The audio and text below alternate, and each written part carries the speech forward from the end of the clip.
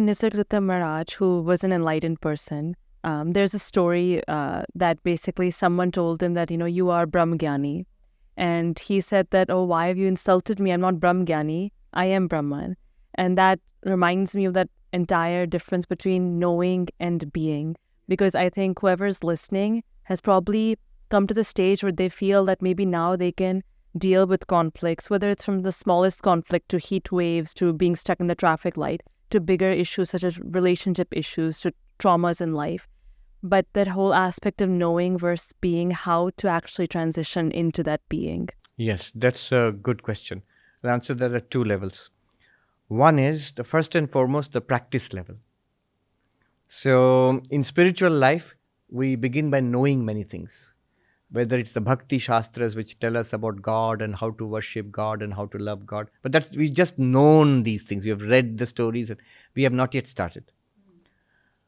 Then there is the Yoga Shastras which tell us how to sit, how to breathe, how to withdraw our senses from the world, how to concentrate inside and focus and meditate and attain Samadhi.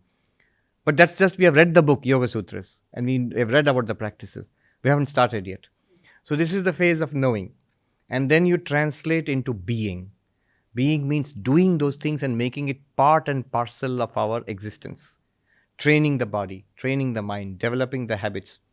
So whether it's a bhakti practice, whether it's a yogic practice, or even physical hatha yoga, you can read a book on the asanas and pranayam and finish every book in the library, you still get no benefit at all until you actually do it.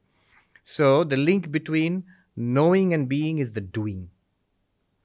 And in doing, what is crucial is repetition. It's a very simple point I'm making, but repetition is central to doing. It's not central to knowing. Once you know it, you know it. You don't have to keep repeating the knowing, but you have to keep repeating the doing. The doing sadhana takes repetition. Spiritual practice takes repetition. So that's one way of translating knowing into being. Take up a systematic course of practice. Whether it is hatha yoga, whether it is meditation, whether it is bhakti, systematic course of sadhana, which will translate that knowing into being. That's one answer. Advaita is where things get interesting, where knowing directly translates into being. Here in Advaita Vedanta, the problem is not knowing. Yes. And the solution is knowing. The solution is not further practice. In yoga, in bhakti, the problem is the lack of practice. It's not the lack of knowledge, the lack of practice. That's the problem. But in Advaita, it's the not knowing is the problem. And so the solution is knowing. In fact, in Advaita Vedanta, knowing and doing become the same. What's the practice in Advaita Vedanta? Shravana, Manana, Nididhyasana. You study it, that means you're knowing. You think about it, that means you're knowing. And then what you've thought about, stay with it until it becomes a fact. That is being. So knowledge translates directly into being there. I'm speaking in abstractions. Let me put it directly. You are Brahman. What is your being? What is my being? Aham Brahmasmi, I am Brahman. That I do not know. Well, know it. However, there is a little bit of a wrinkle here, a little bit of a footnote to be added. People might say, sold. I will know it, and then I will realize I am Brahman. Yes, that's what Vedanta says. The only problem is it doesn't work. I know it. I've been reading so many books and listening to so many lectures, and I really have understood it to a little extent at least. But I don't think I am Brahman yet. I can't honestly say that. I understand that what the texts are telling me, but I don't feel that I am Brahman. Now note, a classical Advaita teacher would tell us that you have not even understood yet. If you truly understand, you will realize that you are Brahman. There would be no gap between knowing and being. The problem is, the way of acting in the world does not only depend upon what we know or do not know. It depends upon our past conditioning. The way we have conditioned our mind and senses, behavior patterns. So even after we know some things, we still continue to behave in the old ways. The samskaras.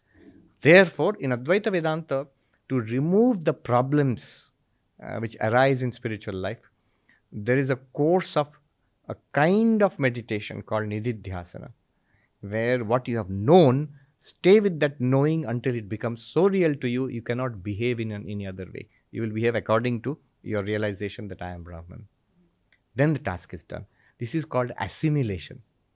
Assimilation. Vivekananda says, tell yourself again and again, I am that, or I am he, soham, I am that, aham brahmasmi, till it tingles with every drop of your blood. Overcome this smallness, overcome this weakness. I am limitless existence. I am not this little life. I am being, consciousness, bliss itself. I am not this body of flesh and blood. It's there, but I am not it.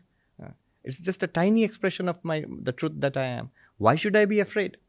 So tell yourself again and again until it tingles with every drop of your blood. Then until it becomes the very life of your life. Then the job is done. Then knowing has become being. In the midst of problems, then you actually apply this and you keep on. Correct.